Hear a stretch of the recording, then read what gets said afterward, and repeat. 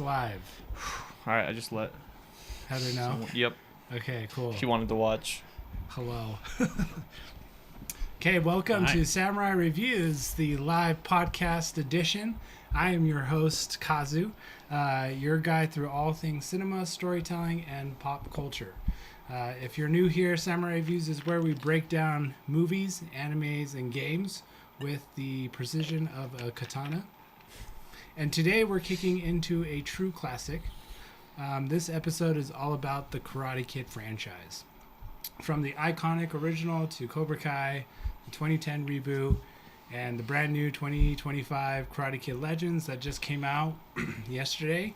Whether you grew up crane kicking in the 80s or you're just discovering the dojo life through streaming, this episode's for you. And I'm not doing it alone.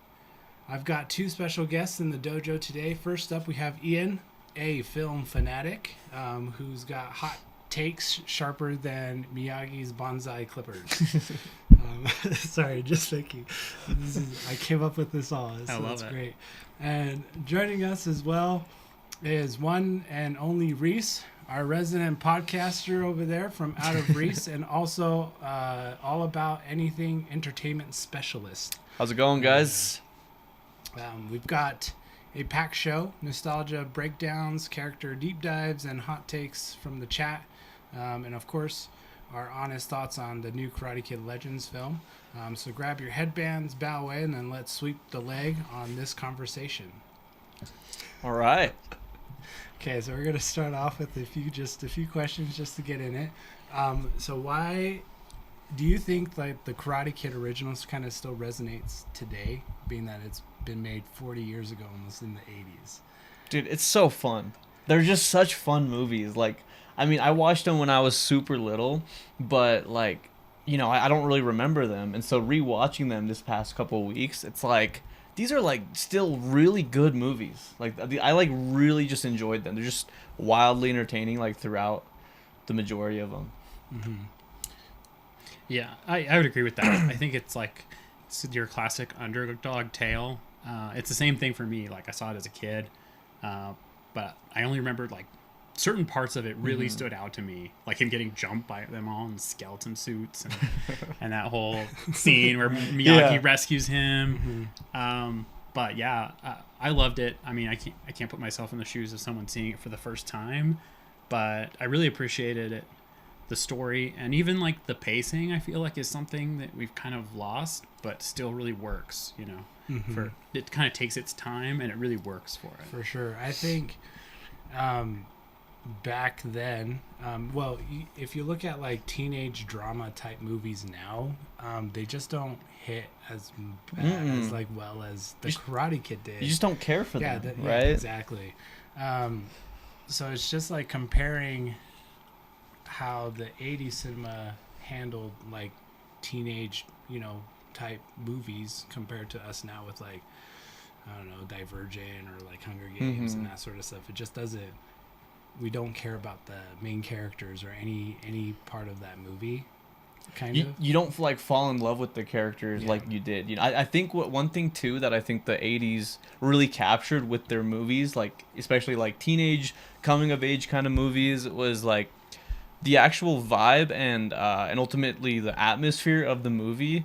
I feel like really brings you into like, I think it's kind of like how the 80s are super romanticized,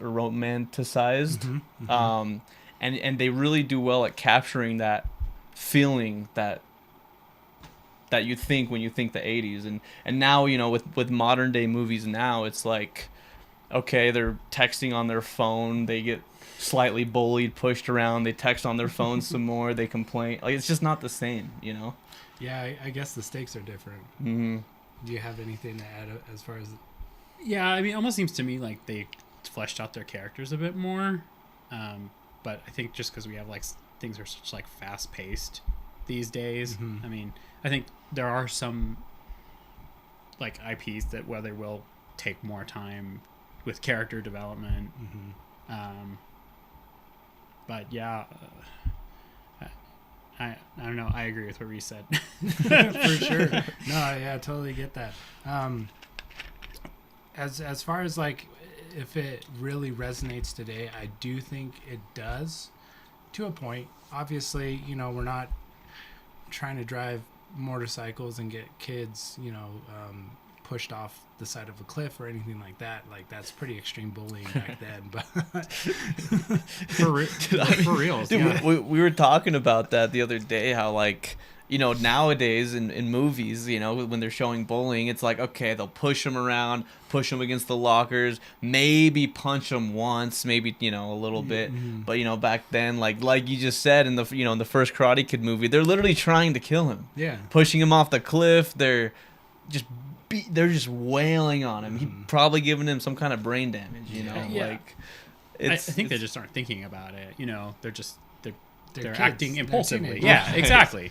So It's like when he's like, he's had enough, and he's like, I'll say when he's had enough, and it's like, what? Like, just gonna beat him to death? Like, but then it makes you really feel for this kid. You're like, oh man, they're just like torturing him. Yeah. He's like, yeah. living in this hell. Yeah, it definitely makes that underdog moment, you know, a little bit more impactful. way right? more impactful. Yeah. When he actually gets the W against Johnny. But like, there's also, I feel like kids are still that aggressive even nowadays. If we were like to, you know, go into like that bullying side of things, Oh, totally. it's just I don't know why we've watered it down in film cinema. I feel like nowadays. Yeah, Does a that lot of make sense? movies. I feel like now when they do the bullying, it sometimes they go too light on the bullying. You're like, okay, so they're making fun of him online, like just like you're like, okay, Right. like they're laughing at him, like, okay, Yeah. whatever. But like, you know, back then you're like, oh, he's taking like a Right. beating. You Yeah. feel bad for him, Yeah. you know? Yeah, I feel like it's not just one punch, right? It's usually like a brawl of like tons. Well, in the 80s, they're like throwing him in the trash can or like holding him upside down and giving him a swirly, you know. Like, Right. I saw that kind of stuff like all the time. Right, yeah. No, for sure. Yeah, and that ends as far as like that conversation. I don't know. I feel like we kind of talked pretty well as far as if it resonates today. I think it does. 100%. I think. I agree. I think so. Yeah. I think they're pretty universal yeah, themes. yeah. The next question: If what made Mr. Miyagi iconic? This one's a good one. Do you guys want to start? Oh, Well, man. like for me as a kid, I think it was just like his, I want to say like understatedness. Yeah, I mean he's like a janitor. You know, he doesn't like position himself as like some karate expert. Like he didn't even know he knew karate. It's like super humble. Yeah, and he that's where I was going next. He's like the whole humility thing. Like it really impressed me as a kid. Like to be like more like that. The way that he basically, she doesn't strut around, but he's contains like such power, you know, and on such a, you know, unseen level. I think it's like he's super reserved and like Yeah. very self-contained and just like, I don't know how to put it, but he shines in like very subtle ways that really stick out, despite how he's more of a quieter kind of self-to-himself character. But just like there's just so many little moments about him that really stand out, and it like in a way you could even say without him, if they had anybody else, any other kind of character, the movies I just don't think would hit the same. I agree. Yeah. Yeah, it's kind of like Gandalf from Lord of the Rings, where you know you have that side character wizard, and he has that wisdom of the Gandalf, you know, The wisdom of right? the ages. Yeah. And I think that's what makes it iconic is that he's such a good supporting character. You know, like you So can't good. really have, you know, a good movie without a supporting character, and that's probably why, you know, like the Oscars, like, you know, have those awards for, you know, best supporting characters and stuff for those Oh, reasons. absolutely. It's kind of like if you guys have seen Breaking Bad, it's like you couldn't have Breaking Bad without Jesse. right? Like you could have Walter, Yeah, he's but like the without foil. without Jesse, you know, it's just not the same. Yeah. Like you just need both of them. It's like the court jester. Yeah. No, but and Miyagi's like very stoic, so it's like he doesn't say a lot. So when he does, his like words carry weight. Oh, Like for everything sure. he says is like a fortune cookie, which I love. Definitely, that's Yeah. one of the main reasons why he's very iconic was for those sayings that he would just, you know, come up with. As far as like, I think the example of like, oh, you're a bee, you should be going out and you know, try to Young bee need flower, not old prune or Yeah, something yeah. like that. you know, stuff like that, where it's like it's also very comedic in a way, but like you know, it really kind of brings in that culture of Yeah, he's kind of dry yeah. too, which I love, Mhm. and he's Yeah. very reserved, like he said.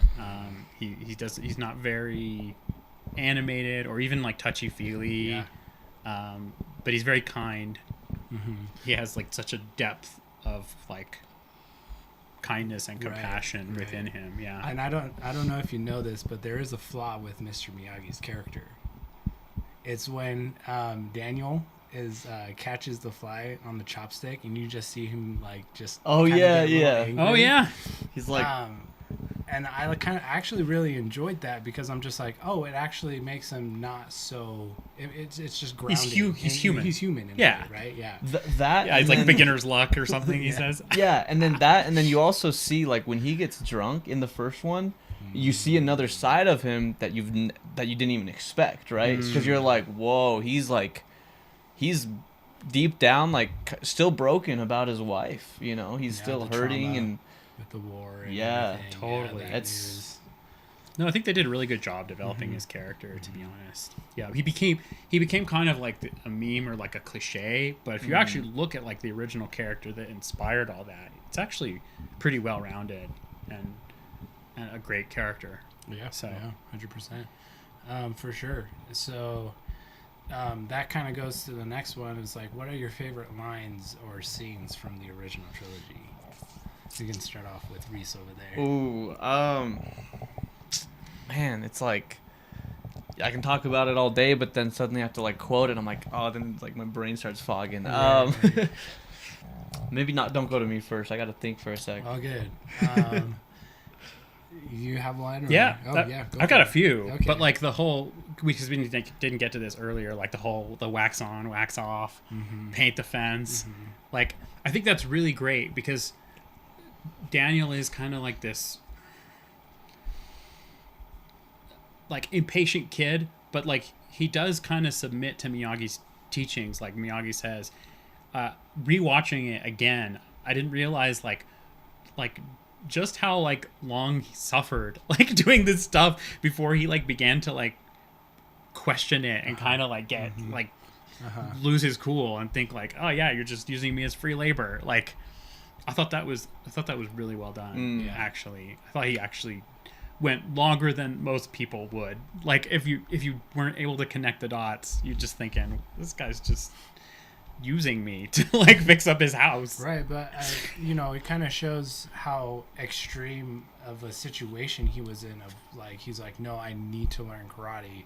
I just yeah. have to trust in Mr. Miyagi's Yep. thing, because you know I'm like was almost killed or like Right. from bullying and that sort of stuff. So compared to these like newer, you know, movies of like the new Karate Kid that just came out, or even Cobra Kai, like I didn't feel that kind of stake. Besides maybe just like one moment that's in there. I don't know if you guys know what I'm talking about. It's when Miguel gets kicked off the railing and then like Breaks his back. Yeah. and doesn't get his feeling in his leg. Yeah. That was like probably the most like memorable Oh, part of like By far. Cobra Kai ever. And then after that, there's really nothing else. especially because he's like he learns to like take the high road and then he suffers for it. Yeah, like yeah. there's this irony there. So, no, I do understand like how that for the old trilogy would be like more impactful watching that scene, especially going back to it of like, oh man, like he put in the work and he got a lot out of it because he did put in that work, right, and everything. So definitely a good strong point. I'm trying to think of my favorite scene. Honestly, like the catching the fly and just seeing Mr. Miyagi get mad was like that's great. Yeah, just humbling in a way, right?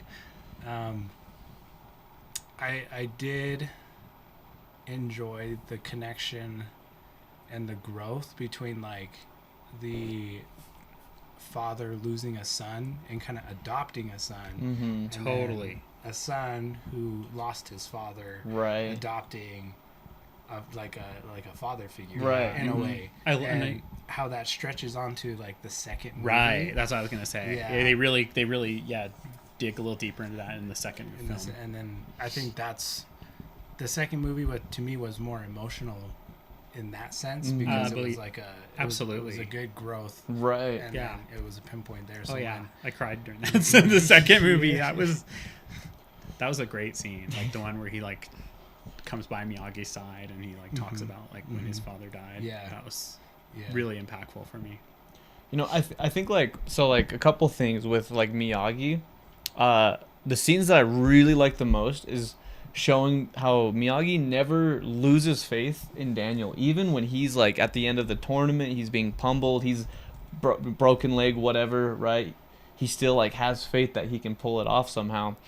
And then also just like I like the overarching the lines that he throws about like never to use karate for destruction or for fighting. It's really for self-defense.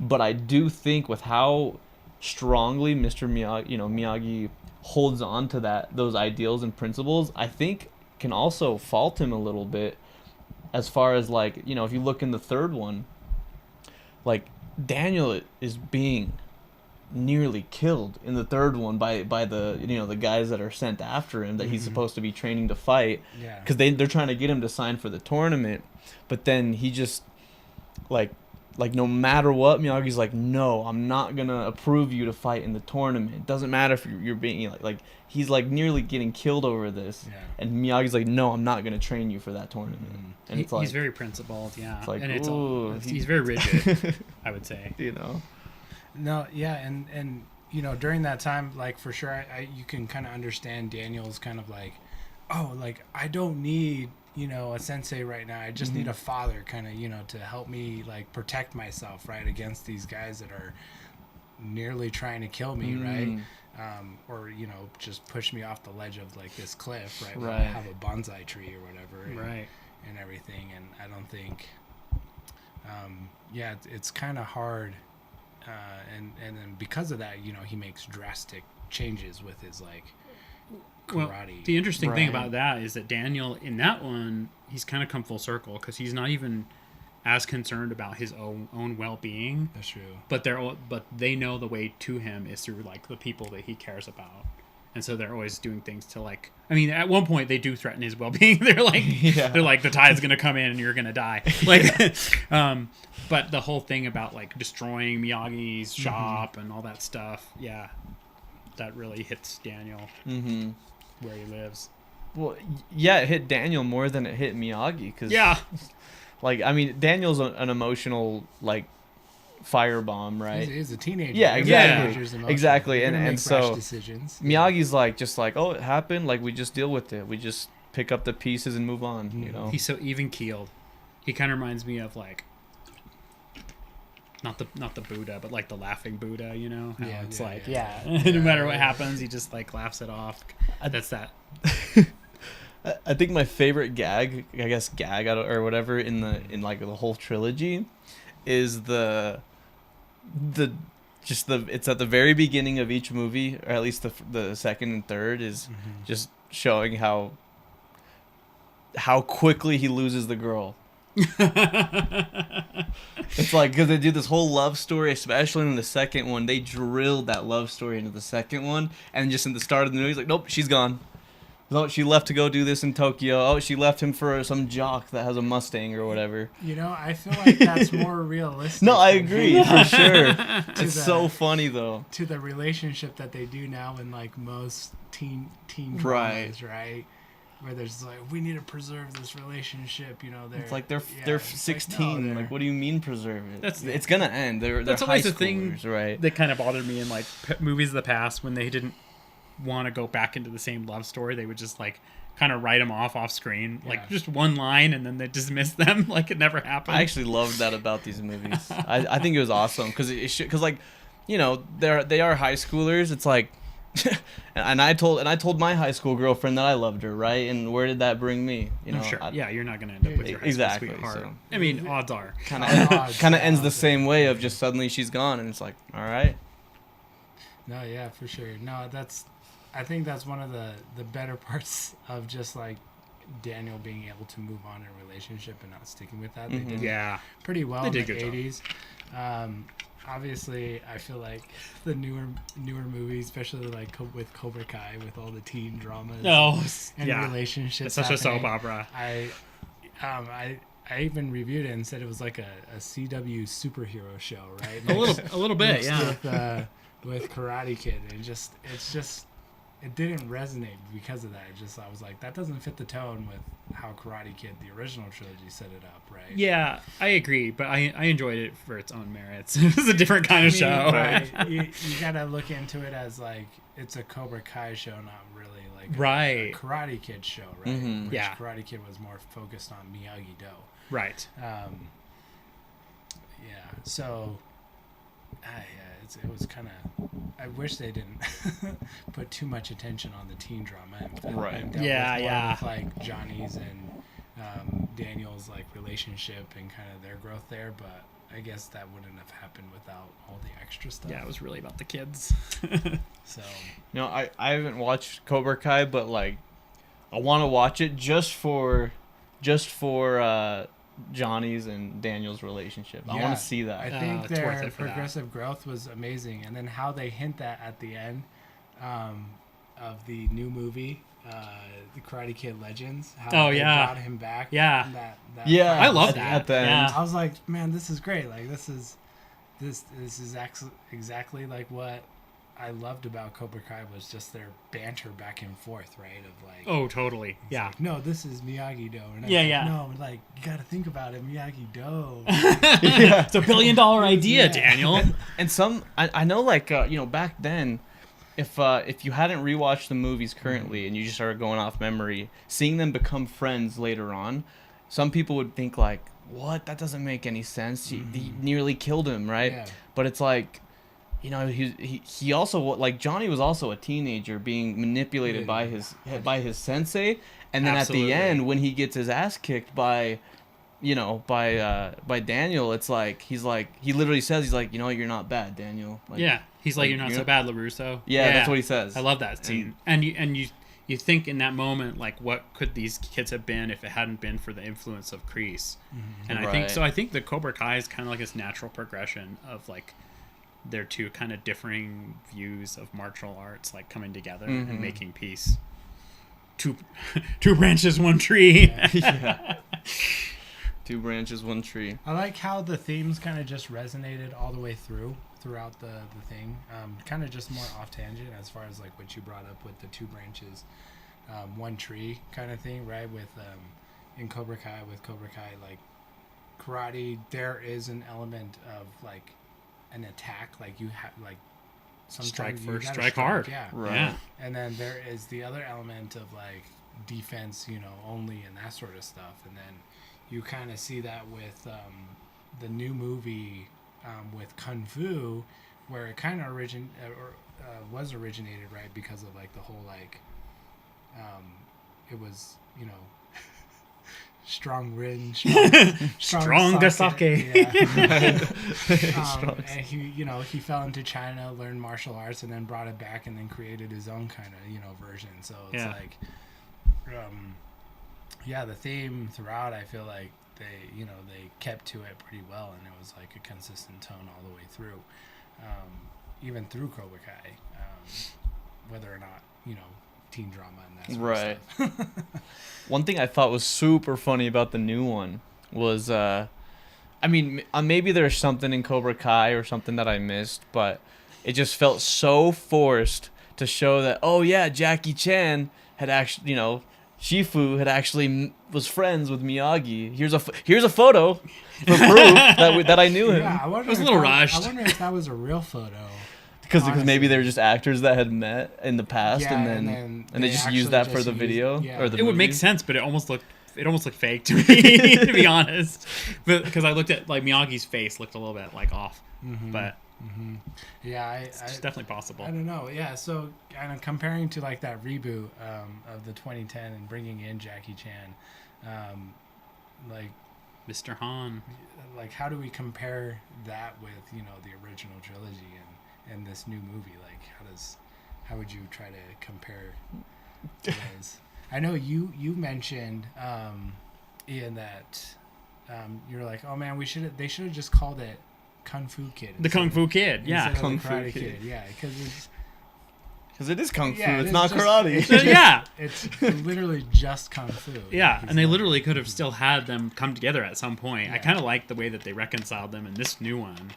But yeah, I just like that about the old one, and how the mom just like says karate and he's like kung fu mom, and she's like whatever, and they just like that's how they explain like the connection somehow. It's just like it's all the same. I'm like, oh no, it's not. My kung fu's better than your kung fu. Yeah, No, yeah, but I think it lacked the heart, that the original had. for sure. The 2010 one, for sure. Do you know if the like the wash on, like the wash on, wash off, and the like take on your put on your The coat, take jacket. off your jacket? Do you know if that's like if that was like an actual like technique you can use when learning kung fu and karate, or is it just all just movie like I think kind of just? I think there's an element to it for sure that's like it can be incorporated, right? Because the whole thing is like everything is kung fu, Right. So I was gonna say that, and that's where that comes from. Mm. right, and then I'm pretty sure with just like being a movie and Hollywood as it is, it kind of just be like, okay, well that doesn't make sense. Like, okay, jacket on, jacket off, Right. wax on, wax off. Yeah, yeah. Kind of just had to make something, Right. Yeah. But some screenwriter came up with that, and that was pretty clever, Yeah, to yeah, make it like I'm teaching you stealthily. You don't realize I'm teaching you. It still brought the elements from the original Karate Kid Yeah. into the reboot or whatever, and it was cool Yeah. to see. No, for sure. And then the 2010 reboot, I mentioned this in my short review that's out there. If you look at the reels or the shorts on YouTube, I explained that in the 2010, just the underdog moment where Jaden Smith, right? He's such a whiner. He's such, Yeah. such a whiner. Compared to Daniel's moment in the locker room where he's injured and stuff, and he's like, Mr. Miyagi, like, I need your help, kind of thing. It was like out of desperation, Right. of a moment, and that's kind of what brought in the underdog moment, right, with the cane crick to the face. Mm-hmm.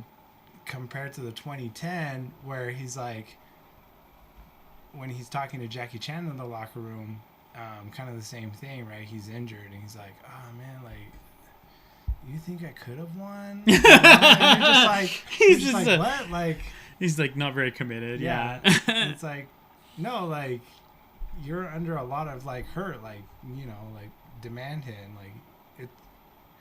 In the end, it was like it wasn't like a need for him. That Right. He needed karate. Right. Yeah. You Compared didn't feel to like Daniel- the emotion behind it. Daniel LaRusso's, where he's like, no, I need this. Like, I need this win. Right. If not, it's not going to, work out, kind of thing. Well, I think it's just like one chance at like earning their respect, and then Right. and therefore, like getting on with his life. So How do you guys think would have like with the new one? Let's say they did bring like just for a cameo or something, brought Jaden Smith back for the new one. Oh. How do you guys think that would have changed the new one? I don't know what kind of direction they would have gotten like with that. I think it would have been just more of just like a small cameo. yeah, I think it would have been cameo. Not having just him like a help one-off. train. Have him get his ass kicked at the five Maybe boroughs more- as maybe- one of the other guys.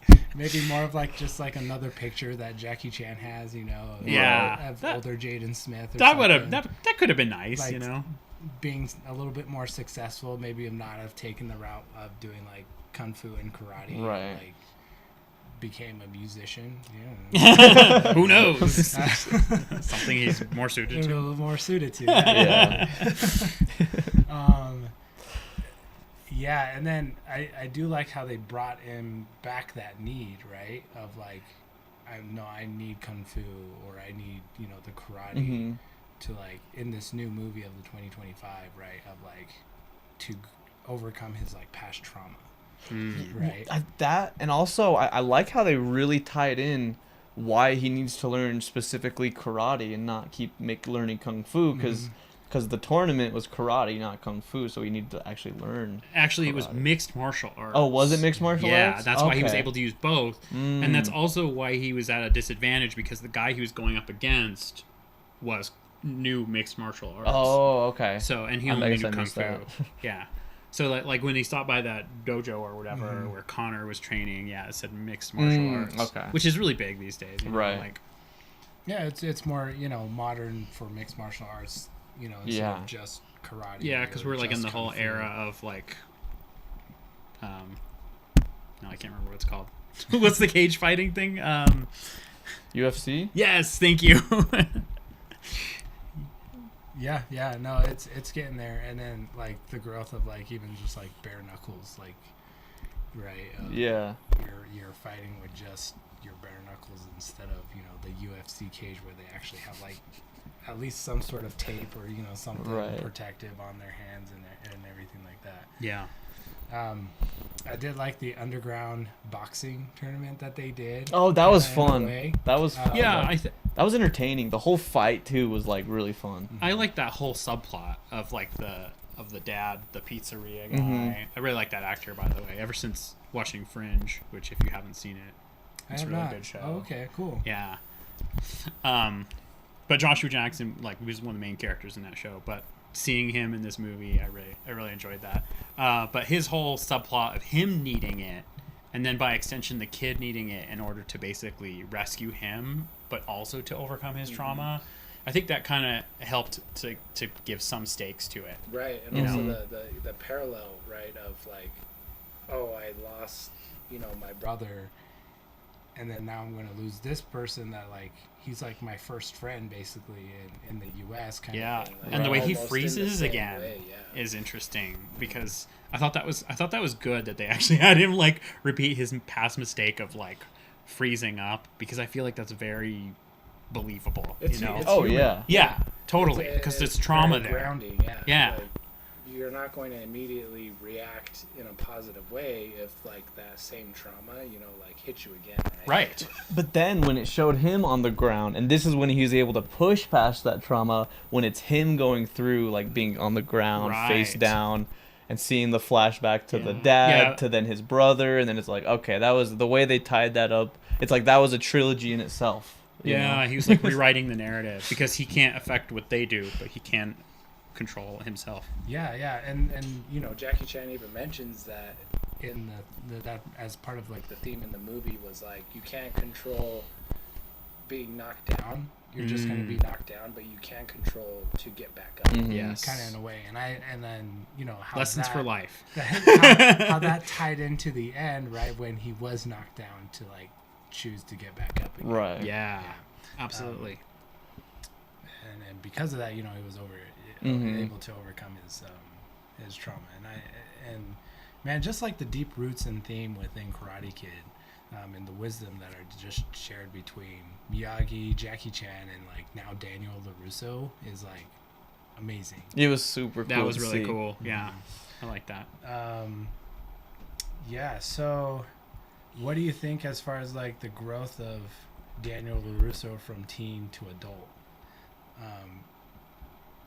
Seeing him in like the new movie too, like do you think he's kind of changed? Like there's like, I mean, he's definitely mellowed out as far as like, because before he's like, I mean, he was a teenager, but he's like an emotional bomb, like I said. But in this, I mean, he actually seemed like an actual, like, if it made sense how he was in the movie, because he's an adult. He's in his 40s, 50s now or something, and something like that. 50s, So I think they did really well at showing him as an adult. He's he's moved on, he's matured, he's not kind of a dick. You wouldn't think so. He hasn't seen Cobra Kai. In sort of Cobra Kai, he's actually like a jerk. He is, and it's great because it started with that whole like internet thing about Johnny being like the actual hero of the movie, and I was like, oh, this show is like based on that short video, but it really kind of reconciled like how both of them had their own strengths, and had their own flaws and weaknesses. Yeah, they had to kind of work together to fight, their enemy, right. I don't know, you don't know, but it was Kreese like coming back, sure, yeah, and just like just his past bullying them again. In Cobra Kai, is Johnny kind of portrayed as dumb a little bit? He's still kind of like living in that like college frat boy kind of totally. I like it. I think it's great. He's like, oh, I could have been like this all-star person kind of, Yeah, like it's great because the way it begins, it's like he's basically like kind of drowning his sorrows about like his life ended when he lost that tournament kind of thing, and he's been stuck. He's been stuck there, and been his personality, and become kind of resentful of like Daniel, and he's just kind of like living this very like low level of existence. I only asked because I saw this scene the other day. I thought, based on the comments and the context of the comments, it sounded like it was from Cobra Kai, but maybe I'm wrong. But he's like it's the same actor. He's on a plane, and he's like, it's like I'm gonna get us here sooner. I'm gonna get us there sooner. It's like, to the steward is like, why is the plane doing this? And it's like, is that in Cobra Kai? That is. I think Cobra Kai. He's kind of like, he's kind of how the line just angles, and he's like, oh, you mean like how it just kind of just the curvature follows the curvature of the earth. He's like, but that looks flat. Just make it straight. I can't just make it straight. So, he probably just didn't pay attention in high school. Yeah, he's kind of got a little bit of dumb jock energy. Yeah, I mean, but because that's also what I got at the end of the movie, just a little bit when he's totally. See him at the. But it's man, you should watch Cobra Kai because he's like one of the best parts of Cobra Kai is just watching him, and how like karate basically like gives him his mojo back, and how it kind of he's all like. Ties into more just like I'm here for the kids, and how at first it was more just like this is for me and getting back my like like steam and just I love his growth arc and stuff in that show, and then after like at a certain moment he's like no, like I'm here for the kids, right. Really, and I think that growth, and then Daniel finally like seeing Johnny's change was like he didn't want to accept that because he's like Johnny's just going to be this person, right? Yeah, exactly. Right? And he resented. He's a little self-righteous. His change, and then was able to mature. Yeah. After a little bit time to then start working with Johnny and doing that whole thing. So I think I don't know. It is a recommended. For sure TV show, but like I said, it's like the last season kind of just dips. The last season kind of dips, but the finale's good. Yeah, it was a slow start, great mid seasons, and then the last season kind of dips there. I feel like it just went on like one season too long, and they could have wrapped it up like the season before, and then it would have been much tighter. I also love like the way they depict Daniel as an adult, how he's like running a car business, which makes sense because his whole connection with like Miyagi and working on cars, right? That he taught him, and then like giving a bonsai with every sale or something, trying to keep that alive. That tradition alive. Yeah. I gotta watch it now. Yeah, you gotta watch it. So with that, mentioning the bonsai trees, in Cobra Kai, so just wondering like what's Mr. Miyagi's like impact across the generations? You think. From the original to like in the movies or in the pop culture. Well, let's start in the movies and then transition into pop culture. I mean, I think they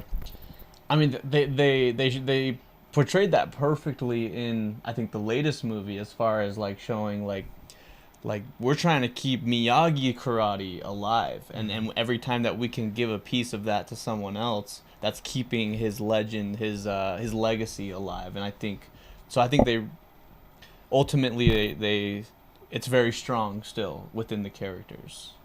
Here's a question that I wondered though: do you think Miyagi would have approved of that last tournament? Like, oh, like under those circumstances. I mean, that is a good question.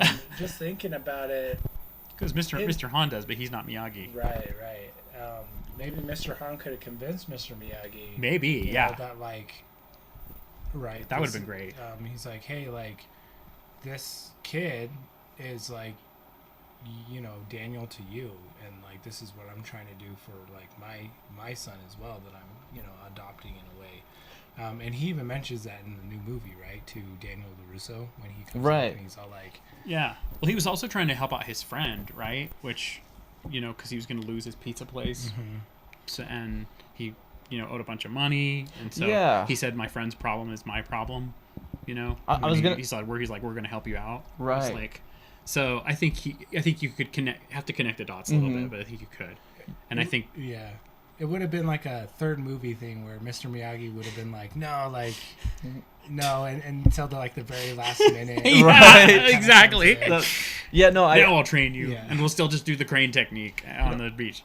I do think ultimately they would have gotten him to approve, especially because of the stakes as far as like, this is $50,000. This will help the dad with the money. This will help him. Like they kind of like covered that at the end where it's like, this is going to help all of us out if I win this tournament. Not just $50,000, where lunch was like what, $2 in the first movie. Yeah. Exactly. So wild. But I think he's right, because it wasn't like he was fighting the tournament for pride, right. Which was what the whole thing with like the third one was, because the Daniel won. It was out of pride that he wanted it to keep fighting and defend his title. Right, he wanted to defend his title, and it's for the same reason that like Miyagi didn't want to like display his medals, right? He's like, but I think to answer your question, I think like Miyagi's principles kind of bleed through the whole thing, and I think it's better for it. And I do like how each movie starts with an act that Mr. Miyagi does, right? And that kind of sets off the next movie as far as like the chain reaction of like what that whole movie's topic is going to be, right? So like for this newest one, they showed like a clip of Mr. Miyagi in the second movie, right, when he was all the way in Okinawa. Yeah, I like that, how they started it, and how that started it, and his like history and bringing that up. So it kind of, like you said, bled into like the movies, moving forward. The themes. Yeah, definitely. I do feel like it's going to kind of be hard, and if they're going to make more future Karate Kid movies, to kind of like keep tying it into like Mr. Miyagi, and I feel like they're going to have to come up with something else. I think there's something about like the tone of the movie that kind of separates it from other movies that are like, I don't want to say like more like violence oriented, right. Like John Wick, like Bloodsport or something like that, that, and I feel like that's the power of Miyagi, right, over the films, that even in the last one. Oh yeah. What so that follow-up question as far as like his influence or just his impact across generations and pop culture and just in real life, like, what do you think? Yeah, pop culture. I mean, for people that grew up with it, I think that people actually had an impact from what Miyagi was teaching in the movies. Because even me, just watching it as an adult, I hear things he say, and it has me thinking. I'm like my goodness, this guy's speaking facts. Yeah. It's like something I want to like take to my heart, Like I do think it had an impact on the people that actually watched the movie, loved the movie, of the movies, and rewatching it too, for sure. You're just like, oh shoot.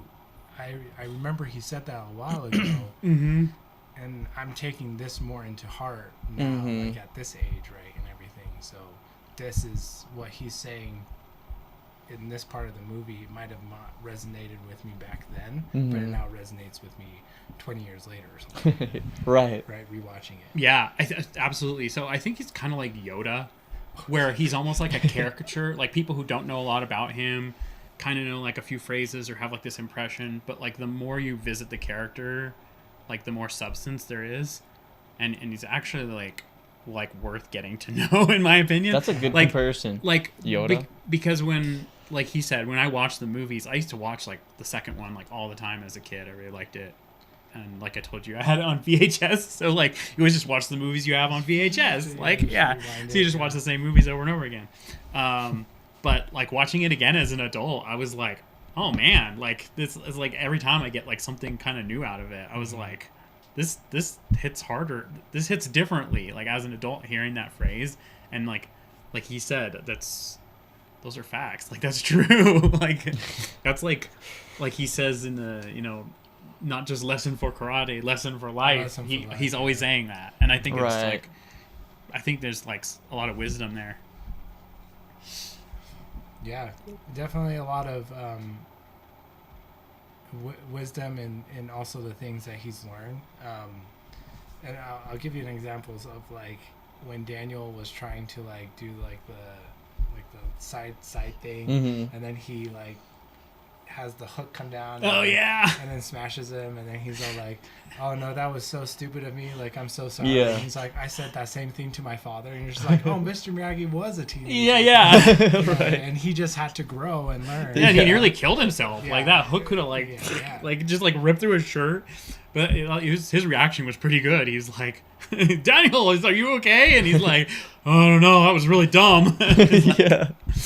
So very relatable. He owned up to it. Too. Like he wasn't just like, you know, like a teenager just go like Well, Mr. Miyagi did too, you know, and that's why he's all like, I said the same thing. Right. So it just kind of shows father like, agree. So like, yeah, it shows like, oh, he sees himself in Daniel, and that's probably why he takes a liking to him. Oh yeah. And stuff, right? As far as like, Daniel, you ask too many questions or something like that, right? Like, yeah.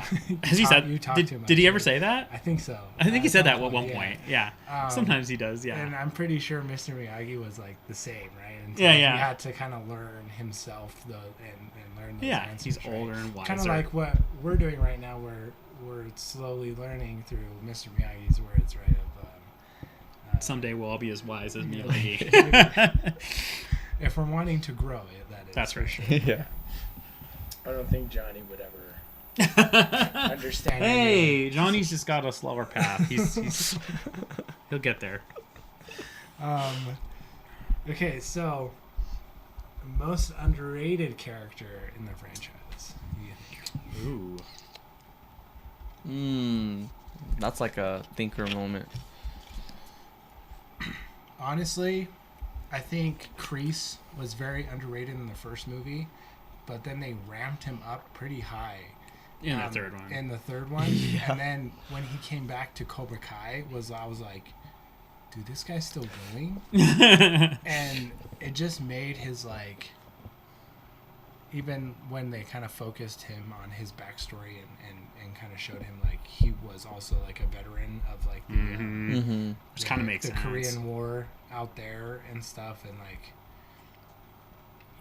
it was wild. I thought seeing that background and then looking back and watching the original trilogy, I was like, he showed so much in that first movie and the third movie that we just didn't know, you know, because like they didn't show that until Cobra Kai. That came out of trauma for him. Yeah. Like, well, I think in the first one, don't they like fixate really briefly on like when Miyagi comes into the dojo, like they show his picture on the wall where he's like in his army gear. Like, he's got the machine gun and he's like doing a pose. Yeah, so I like how they kind of foreshadowed that, or at least like planted the seeds for exploring that about his character. I think he was a very underrated antagonist, and it definitely showed in the first one like how much manipulation like he had, and he was the actual real antagonist in the first one, thinking this entire time it was Johnny, but then it's like, no, it's the sensei, right? Well, Miyagi knew. Miyagi knew too. No right? such thing as bad teacher. Yeah. Only bad, or bad student, bad only bad teacher. Right, exactly. And he knew from the beginning, even without like knowing or seeing Kreese, right? You know, he heard Daniel's story, and he's just like, oh, this just, you know, a bad teacher, not a bad student. And he thought he could reason with him, but then when he saw what he was dealing with, he was like, that's the cool thing about Miyagi is like, when he's on your side, he's like really on your side, like, because it was his whole idea to like, he's like, he did like the whole negotiating with Kreese where he's like, this dojo, and he's like, unfair dojo advantage. He's like, how about the tournament? And then he's like, just like volunteering Daniel to fight in this tournament that Daniel has no idea about. Right. But then he's like, don't worry, I'll take care of you. I'll take care of you. I'll train you for this. Yeah, I think Kreese was a very underrated antagonist and a villain. I could agree on that. You know who I think was underrated was Daniel's mom. I think the dynamic between them was really strong. Like they had you could tell they had a really good relationship with each other. And the mom is just like so supportive of Daniel, like with everything. Like she's just actually like a really cool, like, she is pretty cool character. I mean, she doesn't get much like screen time. No. You know, but like it's still like I think a really strong supporting character in Daniel's life. Yeah, like she definitely hit her. Whoever the actress was, right, that portrayed Daniel's mom, did a great job of portraying and just committing to that role of being such a supportive mom. Right. Definitely was made. That role was made for her. It really makes sense too, because in lieu of what, like, you find out how Daniel like lost his father, you know, at a younger age, and it's just been them, you know. Yeah, because she really feels for him, and she wants to help him. And so, like, when Miyagi comes along and helps him, she's really all for it, you know. Yeah. And like, no notes. I love it. In Karate Kid, they bring the mom back, and she's still alive. That actress, still alive, and she looks good.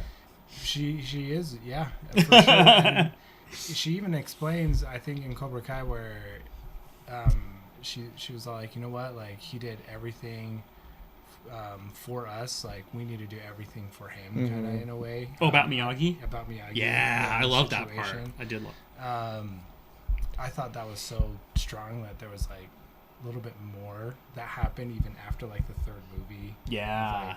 Like, how they were just a family. Right. Yeah, totally. So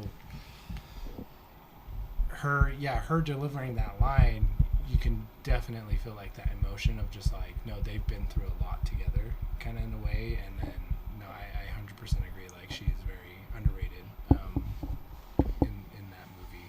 Yeah, did a great job. Not really even talked about, really. I feel like, you know. Yeah, and what made, you know, Daniel who he is, and how he, like, his personality of, like, needing to do better, right? Like, trying to cover himself up so his mom doesn't kind of worry, and that sort of stuff. Like, that was all brought together for him to, like, bring out his underdog moment, you know, of just like the sunglasses. When his mom's like, hey, like, you've already proven yourself, and he's like, no, like, I like that every movie with the new Karate Kid. So you had the, you know, Daniel, Jaden Smith Karate Kid, and then now Lee Fong. They always had that, just the running, just trying to cover a black eye. Every single one. Yeah, that's true. Well, that, you know, shows, like, consistency and tone, especially throughout, like, the remakes and stuff, and everything, which I like, you know. They obviously, you know, try to do it in a different manner, they got pretty creative with the formula in this last one, and I appreciated that. Yeah. Right. Also, he wasn't, like, new at karate. Yeah. That was the big different thing. Or new at martial arts, I should say, because the kung fu.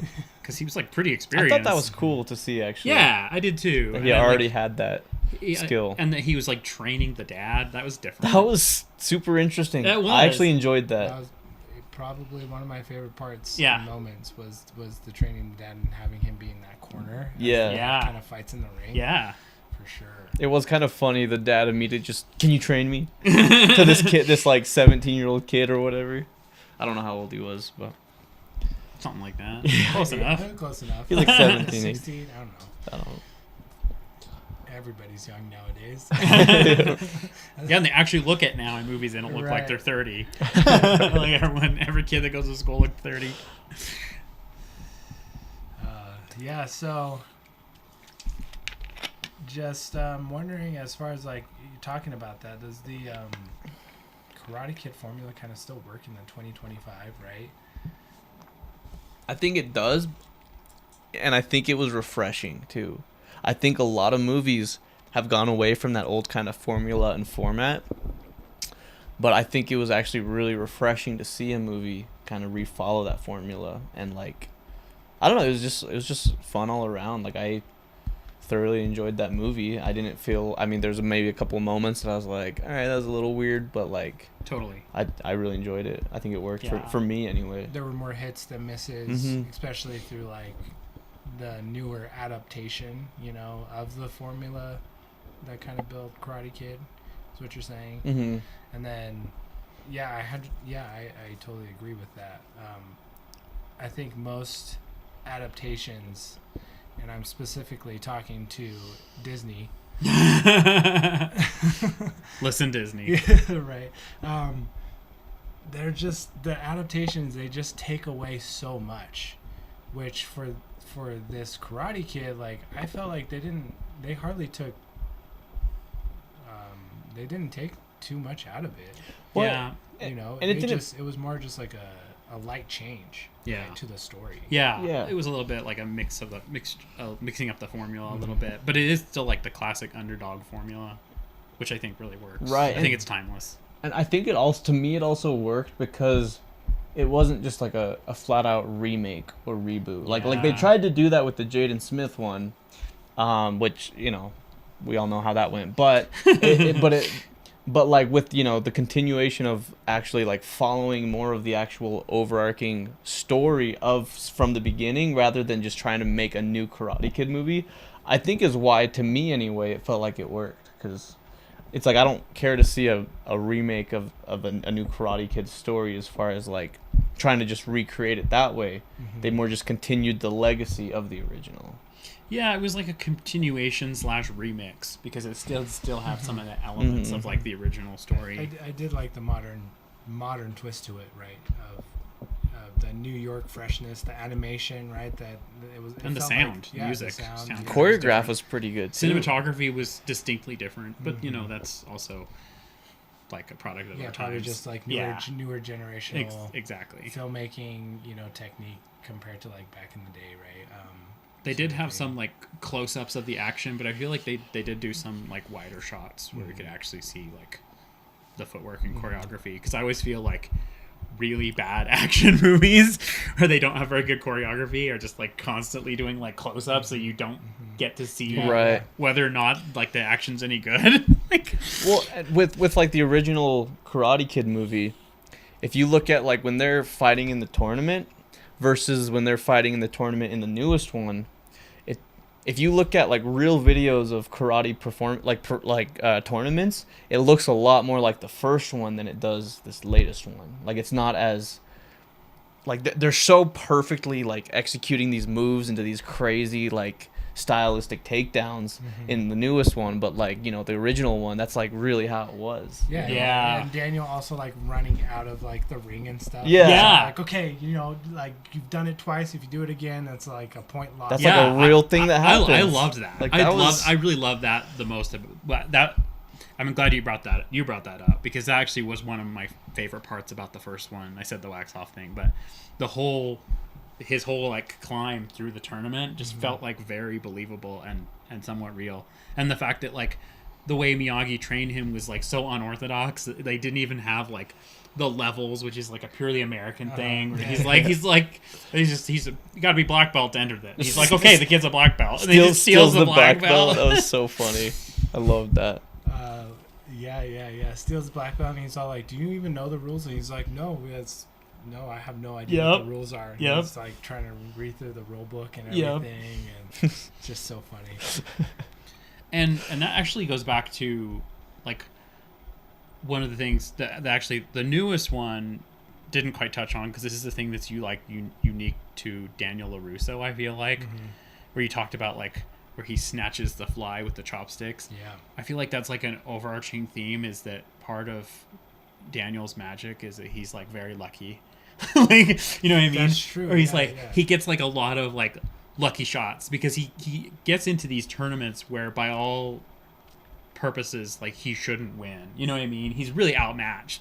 And somehow he uses like some special technique, or you know, like, in order to win it. He sets a trap. It's like him with the chopsticks. And I feel like when you said that, I was like, oh yeah, that's like how Daniel is in all the movies. So I thought that was like yeah, a really great picture. The character of just like, oh, if anybody can catch a fly with the chopstick, they can do anything. Right? Yep. Yeah. So it's and like, that's like him. That's exactly who Daniel. Yeah. LaRusso is, and Against all odds.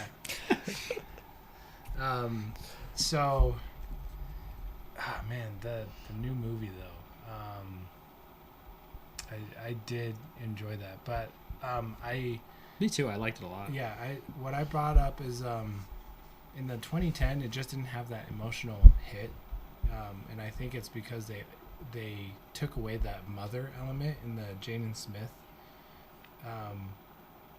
remake. Like you said, the mother was like very underrated in Daniel's like story of like developing and seeing that kind of like, oh, he's being bullied. He's yelling at his mom for the frustration of moving, you know, from where he was at, right, New Jersey, where he's comfortable. You kind of get a little bit more of that, and with Jaden Smith's character, like you get it again with Jaden Smith's character, but it's not as impactful because like the mom's just like, I don't care what you're saying, you know. And so Yeah. There's a little bit more stern mother. Yeah, and it's integral with the new one too, but she plays. There's a different dynamic. Yeah, there's a different dynamic. She's opposed, but she has her reasons. You find out. She also has trauma, right? Because, totally. Like, she was probably the doctor that tried to save her own son's life and then just couldn't, so she probably had blame on herself. And so because at first you're like, why no fighting? That's like, come on. And then you're like, oh, okay, well, then when you look back at it, the way that the movie opens, where she's like, I already lost one son to this path, I don't want to lose another, she's actually pretty nonchalant about it right then. Like, when you actually learn about what happens, you're like, but then when push comes to shove, she's like, I don't want you doing this. There's a little bit more context behind it, and then getting to that part of like the mother and son, and that whole like scene in the end was so emotional, and I felt like we also got that with like Daniel, and you know, very emotional part there, but we didn't get it in that remake. So I loved how they kind of brought back the emotion and was able to kind of focus on the character arc aspect of like the original trilogy had, with like the need of like needing karate to kind of just have that growth, rather than the 2010 one, which was more just all like, good luck, kid.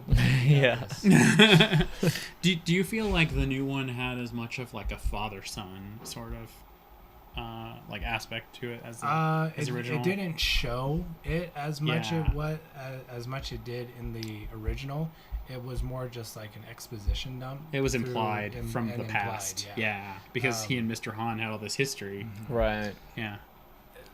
Which, you know, drew back that like, it wasn't as you're not as emotionally invested, right, compared to the first one and this one. I mean, also, Mr. Han doesn't have like as many like pithy quips, you know, like that are memorable. It's more just like a more of a quippy action scene with him.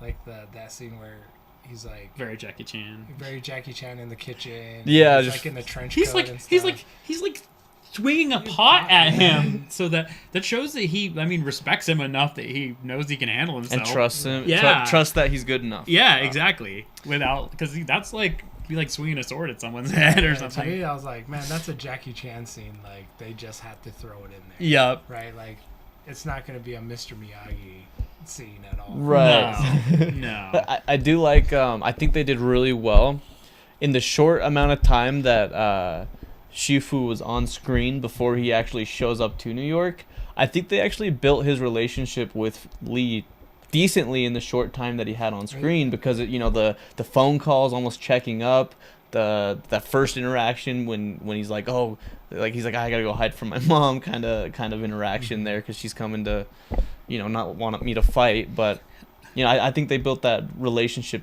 decently for the short time that he was on screen at start. Yeah, I agree. And then the Shifu thing, with what I love is like where he doesn't answer his phone call, and so that's like enough to make him like hop on a plane and come over. Right. Like that shows, yeah, like something's wrong. Yeah, that shows like a deep level of closeness. Understanding. Yeah, exactly. Of knowing the other person.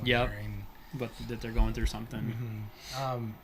Though I would have liked, instead of having 6 montages of fighting, like training and stuff, to put a little bit more into like the antagonist background, or even just building on top of like the relationship between Lee and Han. Yeah, I wish they would have actually just done more of the training, even with like Li Fong. Like if they'd gone more into, especially like the karate in 7 days. They showed like a little bit, and then they just had the counter just go like 6, 5, 4, 3, 2, 1. And I was like, what? I want to see every day, like, because I think it's because it was already. I think the whole arc with him training her dad, I think took a lot of screen. It took a lot of screen time, and so I think they kind of had to rush that. Kind of which training I sequence, really enjoyed actually, because it was kind of turned on its head, the whole like old man training a boy, whereas like the boy training this like middle-aged dude. To me, I think maybe just like a little bit more of a creative like cut between like montage training of Lee versus like who he's fighting with, and then kind of just like a back and forth, and then kind of showing the extreme levels of like his way of like training like the antagonist versus like Lee's way, right? They showed a little bit of that. They showed a little bit of like Connor in the gym and like doing his thing. But yeah, it was very little. I felt like Connor Day was pretty underdeveloped as a character. He's pretty one-dimensional. Like you see him, beat him up a little bit, and then you see him training and just being angry, and then the one scene with him and the girl he's into, and that's pretty much it. Like you don't really see too much of that dynamic. Yeah, it wasn't like Johnny when he tried to like force himself on to what's her name, and then what was her name? Mindy. The first girl. First girl in the Karate Kid 1. Karate Kid 1. Can't remember. Allie with an eye. Oh, yeah, that's right. yeah. Allie with an eye. Allie, when he like kind of at that dance party where he like. Oh yeah. And then Daniel got all that spaghetti, on him and stuff. That was a parallel to them going to that festival. When he sees him hanging on her. But it wasn't like... But they did it in such a way that you didn't notice, like, like the one-for-one, like, correspondence. I thought that was pretty clever. Yeah. But like you said, they didn't do enough of that with him. Well, the reason why Johnny did that was because he saw, Daniel there. So it was kind of like, it was very devious. It was very devious. Like, intentional, Yeah, you're right. Whereas in this one, he didn't even see him. He was just, like, kind of just in the background. And that was, like, the only time where the guy looked, like, remotely charismatic or like happy. Yeah. The rest of the time he just had like this brooding face all the time. Just like stoics. Yeah. Just he looked like such a jerk. So just be like looking like a jerk, and besides like being a jerk, are two different things. Well, he was a jerk too. He would always like say like these underhanded things, or he'd like he one thing that they did do, and I wish they would have done more stuff like this, is like the whole thing where he's like, where he'll like play along and be like, oh yeah, no, I misunderstood, and then as soon as they're like put their guard down, then he just like whacks them in the head or whatever. He did it a couple times, where he just was like, oh yeah, he was really manipulative. He definitely, I wish I would have seen that more, right? Because that would have made me been like, really, really rooting for Lee. Totally. It kind of Right. just had me more on the edge Maybe of there'll the be an seat extended rather cut. than like a little bit more laid back and kind of just been like, yeah, that was awesome. Yeah, But yeah. more just like, yeah, he kicked his ass. Like, Yeah, Johnny was deserved it. much better in my opinion Yeah, of a I agree. character. I think that's the Johnny appeal, like why people kind of wanted to see. Yeah, and because of that, do you think Cobra Kai kind of kept the franchise alive? Absolutely. I don't know if this movie would have happened if Cobra Kai hadn't happened. Okay. I'd agree. I mean, I haven't seen the movie, but I've seen like the influence it's had in just pop culture. Like there's been like, parody series that have blown up on YouTube over like kind of, for that, and like, yeah, I don't think this movie would have happened if it wasn't for Cobra Kai. I do agree. I wish they would have taken a little bit of a different route, With Cobra within Kai. Cobra Kai. Totally. Yeah. But no, I 100% agree that it did keep, the franchise alive to make this remake, and I'm glad that they actually did make this remake. Yeah. Um, I know. It's been How long- often can you say that? Right, it's been a long time coming, right? Not another soulless carbon copy. Mm-hmm. Yeah. So, deep dive in. We're gonna do a little bit more deep dive in. All right. This kind of goes back to the growth of Daniel LaRusso. No, wait, we already talked about that. Let's see. Martial arts, expectations versus reality. Ooh, new movie segment. What we hope for new movies coming out, if there were. If there's like more Karate Kid kind of movies. Karate Kid type movies. Kind of following. It might not have to follow Lee. It can. I mean, they did set it up. They teased a little bit with that whole like, "I owe you now" or something that he had on the pizza box at the end. Oh, if you ever need anything, that's you know what where it to was. find me. Yeah, that's what it was. So it's like, oh, okay. So it's like now they have a relationship. Oh, you think Daniel they're gonna and bring Jackie Chan Shifu. into like a Cobra Kai type, like in California? I think that would be kind of cool. Like, as long as they didn't like just kind of extend like the whole melodrama that Cobra Kai was, you know what I mean, and did something kind of a little bit more fresh. Now, if they were to make a new one, do you think that they would need to still stick to the formula of mentor training mentee for whatever reason? Like, or do you think they could potentially like take a couple of the characters, create a whole new story, a fresh story that doesn't necessarily follow that formula? Like, for example, let's take Johnny and Daniel. Let's say, what if they made a spin-off movie of starring them two together, going on whatever story adventure that happens with them? Since they're friends now, it could happen. I feel like they always feel the need to have like some kid in it because there's kid in the name. Karate Yeah. Kid. So there's always has to be some kid present. Well, they call it Cobra Kai, the show, so Right. they don't even have to call the next one Karate Kid. Right, exactly. But the movies themselves have always Right. had the kid in Yeah. it. But that's the great thing about Cobra Kai. But ironically, Cobra Kai was just full of all about kids. It's all teens, about teens. Yeah. Teen drama. Yeah. Ironically, yeah. I don't. To me, I'm kind of a little stuck. I would probably have to like sit down and really think to see like what they can do with the franchise now. Totally. Yeah, I wouldn't know. I feel like some sort of like devastation should happen to kind of just like, okay, now we're going to have to like switch our mindset into trying to be a little bit more of like a karate world, right? Yeah. And stuff, but Some kind of emotional stakes set up. Yeah, for sure. Like, what if... Does Daniel have any kids? Yeah. he does. Yep. He Like, what has if- two? He has two kids. How old are they in Cobra Kai? They're high schoolers. Yeah, like Like, what if one of them got kidnapped they're for the like next 17 one? and 16. Actually, him they and do in Johnny. Cobra Kai. No, Oh. That doesn't happen. yeah. No, the kid But I'm doesn't get surprised. kidnapped, but Daniel LaRusso gets kidnapped in Cobra Kai. Yeah, that's Yeah. right. He does. And that kind of like actually brings out like Johnny's relationship of like, oh, I actually need Daniel here, right? Because like during this tournament, especially this like portion of the tournament that they're kind of like dealing with is more defense type tactic, right, and balance and stuff. And he's like, and Johnny's like, oh, just strike your opponent the first chance you get. And it's like it doesn't work with like the competition like thing that there was set. So he kind of humbles himself and he's like, no, I actually needed Daniel for this course. And then it was kind of the same thing with the other one where Daniel was like a little bit more in control and he's like, no, defense, but then like they kept losing, right, and it's like, no, like that was like more of a strike first thing, right.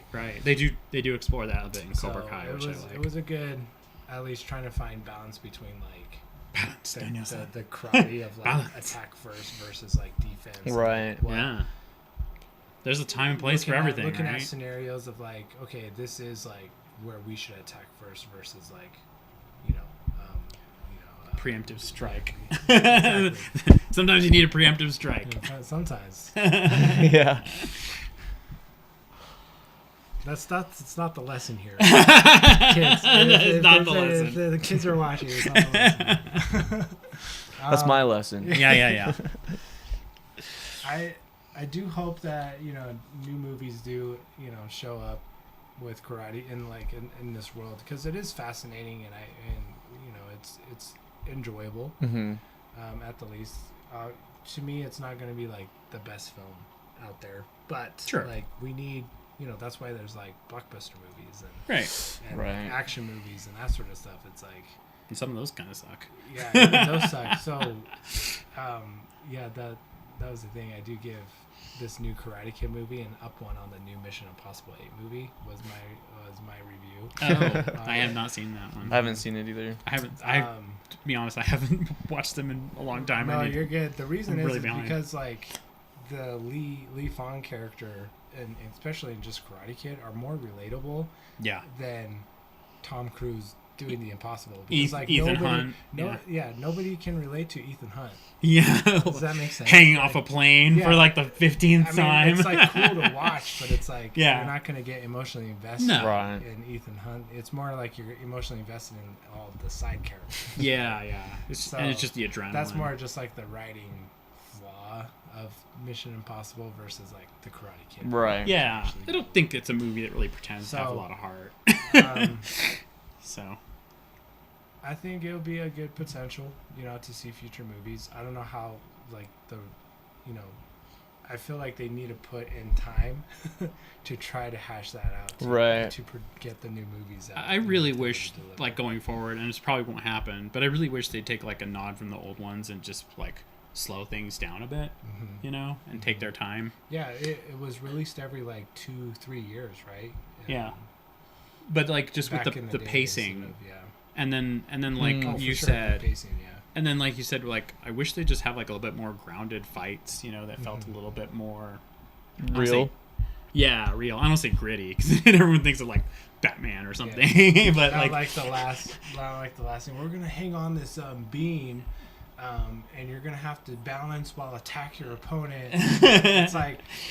The last season of Cobra Kai was the most ridiculous. Oh man, fight scenes ever. Like, you're on a platform with like 4 chains around, and you're gonna have to work with your team to try to like. with the training and stuff. Yeah, I was like, what is? Some of that was really creative. That reminds me. So like going back.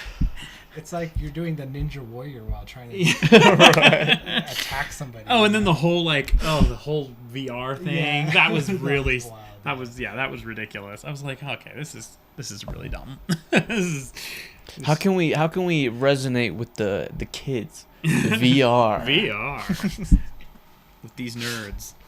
Speaking of understated characters, though, which we weren't, but I just wanted to give a shout out to Alan in the movie. Oh yeah. I liked that he just wasn't just a nerd. He was kind of an interesting character. He's like they're playing the guitar, and Alan was actually he's like a great wingman. He unironically was like a great side character that didn't get too much screen time, but was like fun to watch every scene you saw him. Really. Yeah. I also really liked Sadie Stanley. I haven't seen her in anything before. Mm-hmm. Have you? No, I have not. So, and she just kind of gave me like this. Sadie Stanley. Yeah, she was the the female. Look at her girlfriend? Mia. Love interest. The girlfriend thing. Mia Oh, Lapani. okay. Yeah.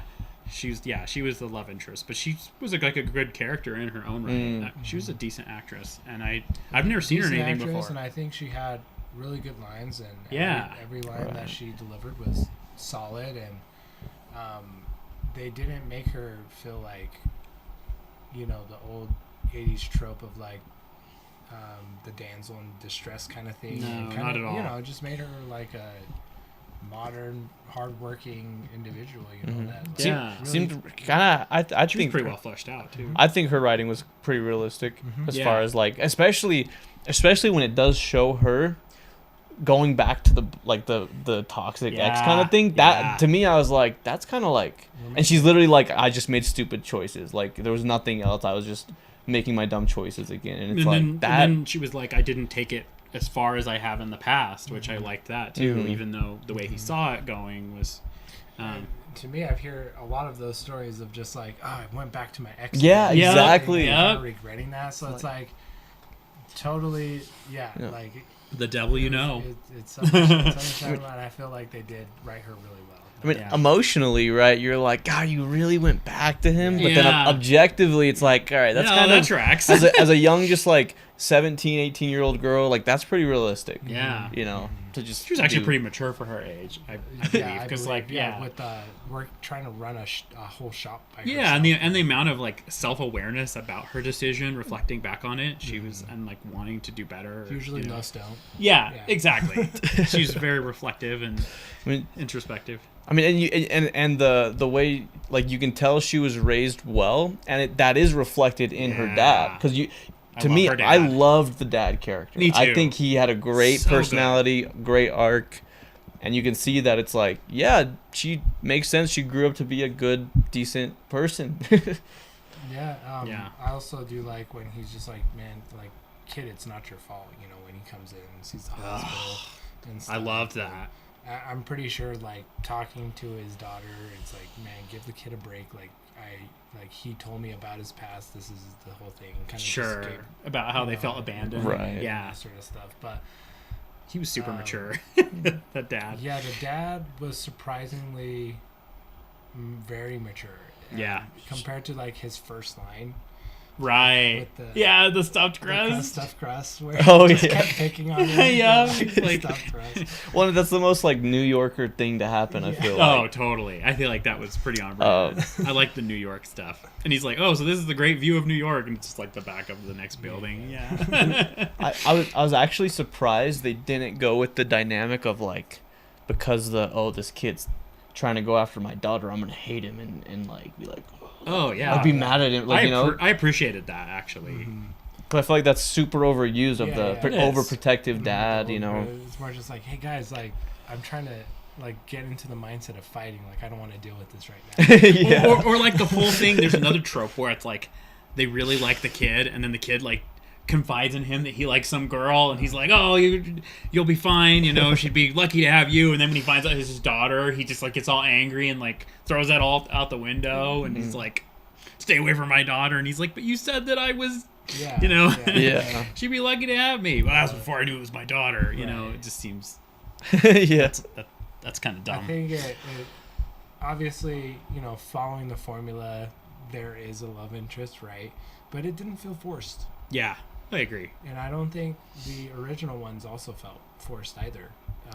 You know, Well, one of the main gripes that I've heard from people about the third one, like, we haven't even talked about the ridiculousness of Terry Silver, which he's my underage character. Dude, I loved him, dude. I love Terry Silver. He's so funny. But one of the things that made people gripes is that they said there's like a love story that goes nowhere, and I kind of appreciated that the love story, they did something different with it, and he's like, oh, let's just be friends. Yeah. Like, I was like, this is something different, because you don't always have to have a lover. Oh, you're talking about with Daniel and the girl in the third one? Yeah. What was her name?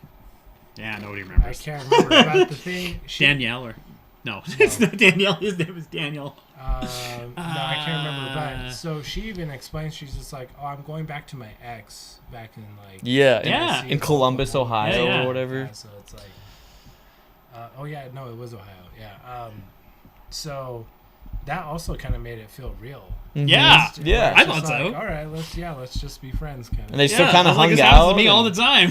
She was even trying to push him to train, help go running with him. Like, come on, you gotta keep going. Yeah, I love that. That was part, cool. Where they're like jogging together, and she's just like, they became just like good friends because he needs friends. They didn't make it weird. Right? Yeah. So I did enjoy that. Nothing was forced, and I liked how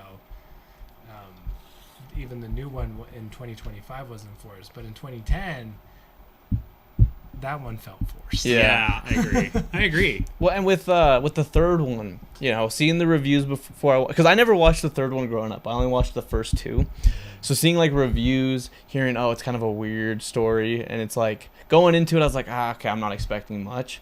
I was really surprised how much I actually enjoyed the third one. I mean, aside from the kind of goofy plot of like, oh, I'm gonna get revenge for you and hire this dude to beat up your son and whatever, blah blah blah, and then like like the very cartoony kind of villain, very maniacal. But besides that, I like genuinely enjoyed like the full movie for most of the movie. Yeah, you know, I thought it was average. I think I rated it an average score. Like it was enjoyable enough to just hit the mark. Like I said, there were a few things off as far as the villain and everything. But there's a few screws loose. But that's the thing is like they bring him back in Cobra Kai. Yeah. And he just mentioned he's just like hopped on like just full of on cocaine. And you're like, that tracks. And I'm just like, what? You know what? That's actually like I rewatched it again and I was like, oh yeah, it's like you could totally definitely especially because like in some scenes he's like more whacked out than others, and you're like, oh man, he's just taking a bump, you know. Well,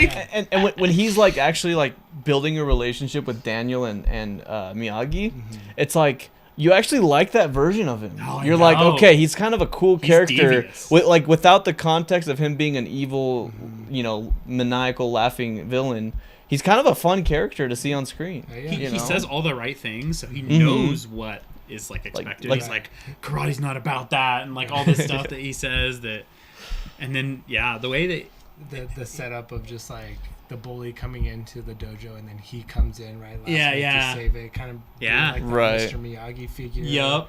And stuff like he played him hard. And he did. They explained that in Cobra Kai. In Cobra Kai as well, is when he comes back, Terry Silver, and then just Daniel's like losing it, right? He's just like he has to be on guard like 24/7 and that sort of stuff. It's like, I need to take the first step before like Terry Silver does, kind of thing. Yeah. And then the wife just like doesn't understand, and then I love the wife. Has to like talk to that friend. She comes back. Allie. No, not Allie. Not Allie. No, the third one. Oh, she comes back in Cobra Kai? Back in a bar, seeing. Apparently, the wife is like Daniel LaRusso's wife. Oh, that's right. He met her through her. Yeah. That's right. I thought that was a great little detail. Mm-hmm. Yeah. Because I must have missed everything was connected in this tiny universe. So she even explained, she's just like, you don't know Terry like Silver. Like, you need to give Daniel like a break. Yeah. He's so paranoid. She's like, he's being so crazy, and he's like, no. We know this guy. And then they did like the flashback of like how like he manipulated, in such like a way of like how you explain it. He kind of just comes in as like this humble character, but then like he just had like a villainous thing like behind it, obviously. I thought that was a really great idea, actually. The funniest thing. Yeah. When he's behind the wall after he's like, I can't train you if you're not gonna do this, and he's like waiting, starts laughing like. Yeah, when he starts like hitting the boards. Yeah. That was. Yeah, it was. Yeah, that was pretty interesting. I mean, but he did set out what he was going to do, in the beginning. So yeah, that's kind of it was an intriguing idea of just like really, undermining Miyagi's teachings, but doing it in such a way that it was subtle. With the third one, this is actually where I thought it was gonna go. It did, and I was a little disappointed that it didn't. I thought they were gonna dive more into Miyagi's past and somehow bring up old people from the Vietnam War and stuff, and like tie them into kind of a story with Miyagi as far as like, I mean, I don't know exactly how it would have looked, but like maybe the villain was someone from Miyagi's past in the Vietnam War, and it kind of goes down that way. That's kind of what I was expecting, but then I was, wrong. Sometimes the universe can feel a little too small. So like, whereas like everybody knows everybody. Yeah. Right. But I think in Cobra Kai they showed that Cobra Kai came from like some Korean. So teacher. Cobra Kai came from some Korean, which is interesting because they have their own martial arts. I don't even know. He wasn't like I think he was just like the village chief or something in like this small village, or it was kind of like a major it was kind of like a Ra's al Ghul type, like his own secret assassin. Oh, the guy with the white beard. So no, I'm just like comparing. Oh, like, where Cobra Kai came from is kind of like right. They don't really explain like if it was like a the League of village or that Shadows. sort of stuff, but it kind of felt like a League of Shadows. Yeah. Well, I mean that gal at the end, that's the original Cobra Kai. Yeah. The one that she takes over. Mm-hmm. So I thought that was pretty interesting, but I thought that was also pretty. I was like, why are you being so vague about this?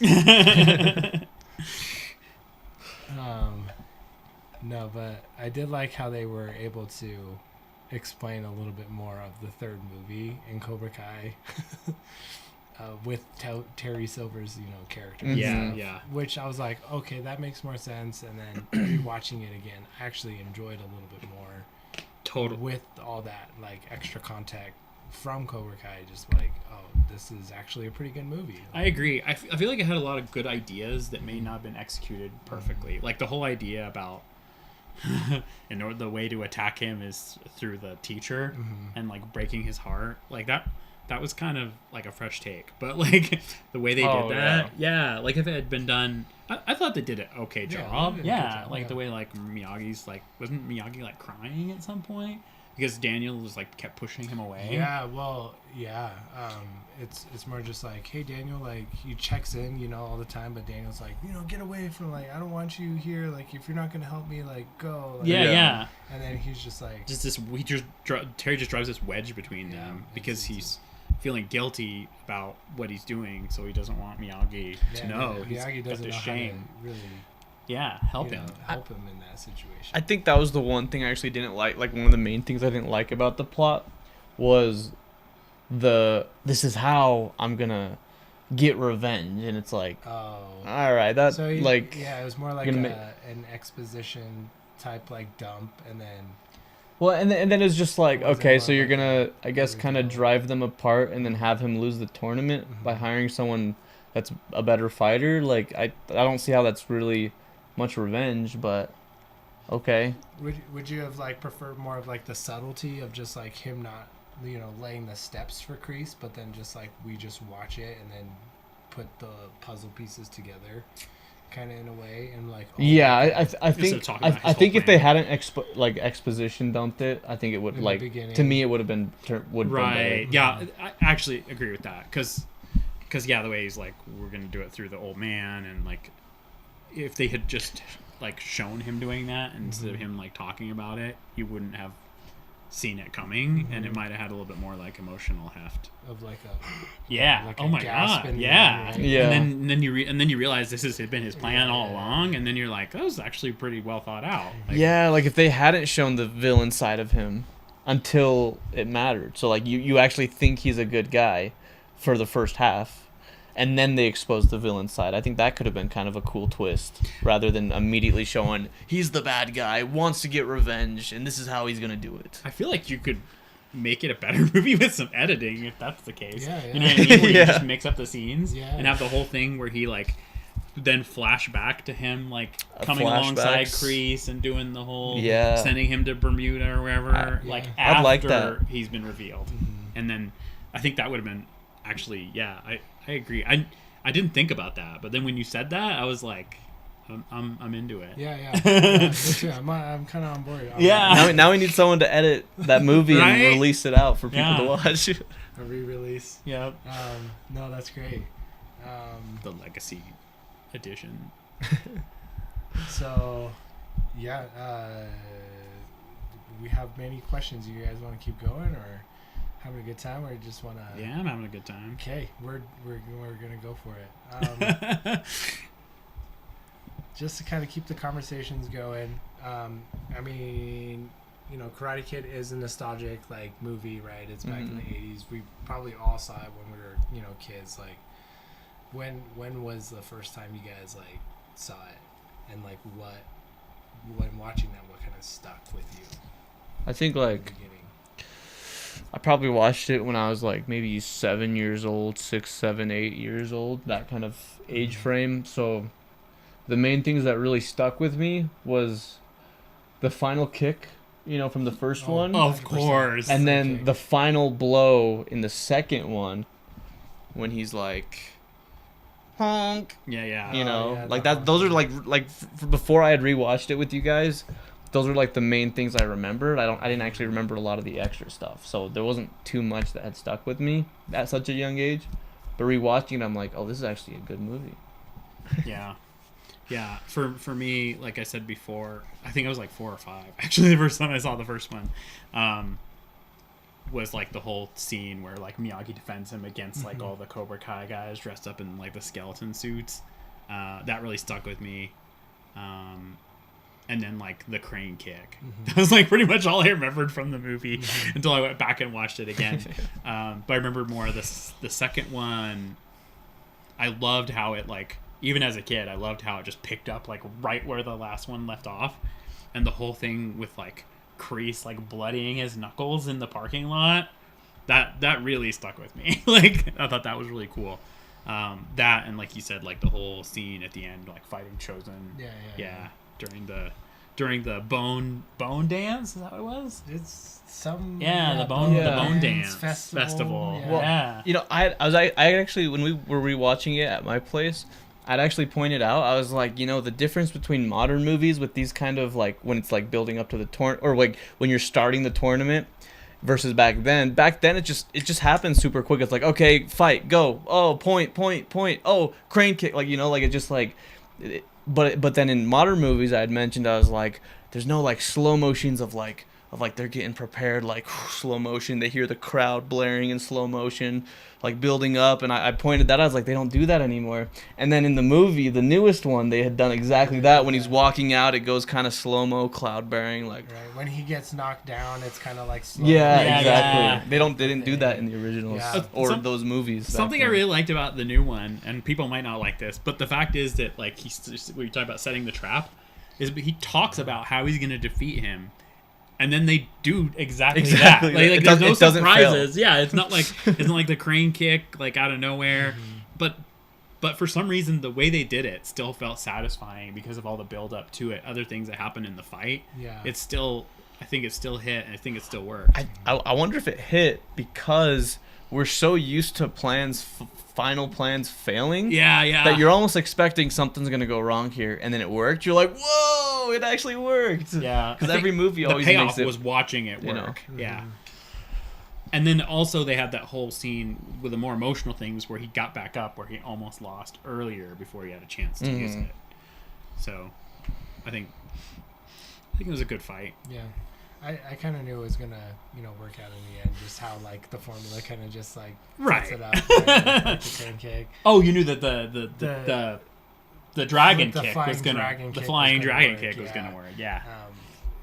They, it's like they just set it up right. They said it before, and you see him practice and stuff. It would have been nice if he were just like, if Daniel LaRusso maybe like hinted, be like, hey, we probably need to think about like setting up a trap or something, with this kid, and then him just discovering that himself and then trying it out in the end would have been I think more of an underdog. Oh yeah, like you see him doing it and you're like, this failed last time, why are you trying it again? And then he does the fake out. I like the whole part like where they're drilling him. Yeah. I like the part where he's like trying to slide under and he keeps hitting his head on that was good. On the turnstile. That was funny.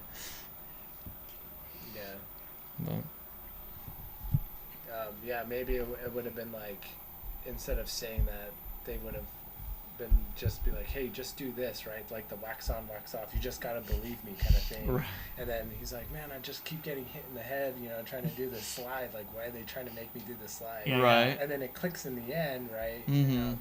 For me, that would have been a more of like a yes, moment rather than like, oh yeah, he totally did it. Like, Right. pat on the back kind of thing. Right? I liked it, but like in the other ones, like Daniel always did something that you didn't see coming, except for the second one where it's like Miyagi was like, like trying to send in the message. I was more of like it was a show, not tell. Yeah, which was good. Mm-hmm. True. Yeah, he didn't say, Daniel-san, drum technique. I still think it's the funniest thing at the beginning of the second one when Miyagi's like looking like he's about to kill him and then honks his nose and Daniel's like, you could have killed him. Well, why didn't you? It's like, because that's murder. Well, there's that. It was in the 80s. Yeah. He could have claimed self-defense.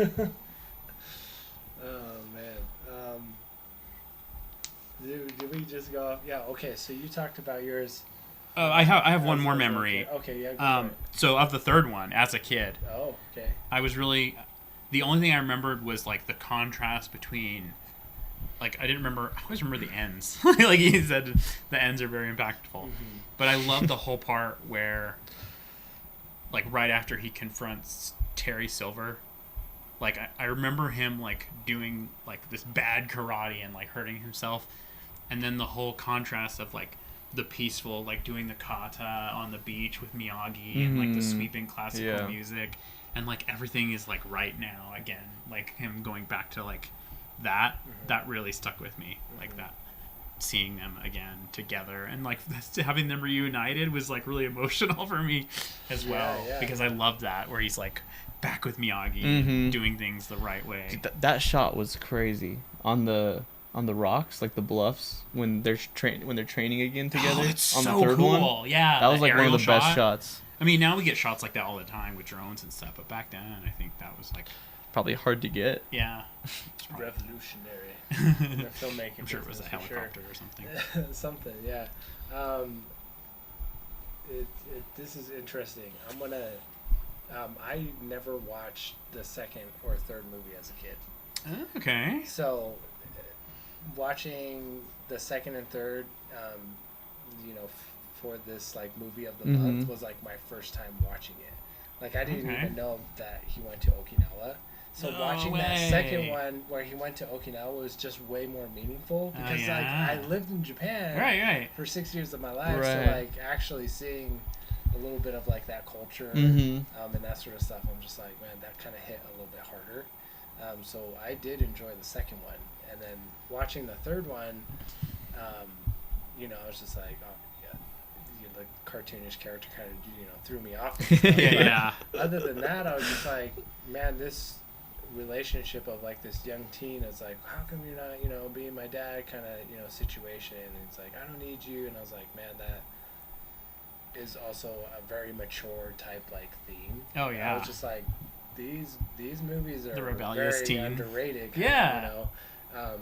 But I saw the first one obviously like way back. What stuck out was when Miyagi would just like come in and beat those guys up, right? And skeleton costumes. But what also stuck with me was the chopstick one and catching the fly. Because after watching that, I think I've always tried to catch a fly with a chopstick, right? Because like I just wanted to prove to myself that I was like, man, I can be that kid of like accomplishing anything. Right. So I think that was like my memorable moment as a kid watching that. It's like, man, I want to be like him, like to catch the fly, so I can do and accomplish anything, which I did. At one point in high school, so that was sick. What? You caught a... I caught a fly with what? Dang, was that's crazy. Was it like landed and then you like went above it? No. It was out of the air? It was just like out of the air? Dang. Yeah, like I had my lunch and then, obviously like it would just fly around. You could do anything. And then I was just like, it was like in between classes, and I think I was like in drama class with some friends, and it was just...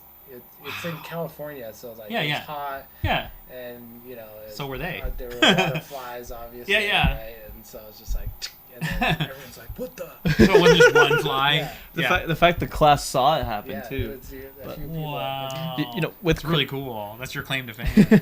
That's awesome. Gonna change like your logo to just you like catching a fly of the chopsticks. I did. No, it was sick. But that kind of, you know, stuck obviously all the way to like my high school years to like I actually caught a fly and I was like, oh, I did it, guys! Like, this is it, you know, showing everybody off I did it. So Too bad they didn't have like cell phones. So you couldn't take a right. That's okay. You know. Yeah. You know, with the Karate Kid, like I think the Karate Kid, especially the original trilogy, is proof that, at least this is for me, I think it's proof that a movie if you don't get the title of a movie right, I think that alone could like not have people interested in the movie. Like, for example, growing up, even after I watched it, I don't remember if I actually had liked it or not back then. But every time I heard the movie Karate Kid, like, oh, we could watch a movie, how about Karate Kid? I was like, Karate Kid, no. No, I don't want to watch that movie. Like, Karate Kid, like, no. And then, like, rewatching it, I'm like, wait, these are actually good movies. But the title kind of ruined it for me because I was like, Karate Kid? Why would I want to watch a movie called Karate Kid? You know? Like, that's just, to me, like, if a title... And this, I'm super picky when it comes to watching movies. Like, it's hard for me to pick one. If the title doesn't sound interesting, I kind of judge it pretty harsh as far as, like, I don't want to watch that. That doesn't sound fun. Do you think it sounded childish? Yeah, it kind of just sounded childish, kind of like a karate kid. He's the karate exactly. Kid. No, exactly. Yeah, like Teenage Mutant But then I watched it. I watched it recently. I'm like, wait, I actually really like these movies. Yeah. Yeah, I don't know why you know, like, as far as like that perspective as a kid of thinking that, because I kind of also felt the same way, right? Of just like watched it as a kid once and then kind of going back, I'm like, why would I watch Karate Kid again? And then not until like way later I watched it, I'm like, oh no, this is pretty great. Like, I want to share this like experience with like my kids or something like that, right? Yeah. Maybe when they're older and they understand a little bit more, instead of like so young. 6 years old, 6 just years like old, Exactly. They don't appreciate it as much. So yeah, and we're gonna kind of just die down a little bit and kind of tie things up. It's been a good, you know, discussion and chat with you guys. Yeah, of course. Let's go into like rankings, I guess. All right. And our ratings and stuff for these movies. You guys, if you haven't, you've seen, I have, you know, short review videos that kind of explain my rankings and ratings and stuff for these. I'm curious to how you rate and rank the movies and everything within the franchise. I already got mine, but the first one is an 8. I really enjoyed the first one.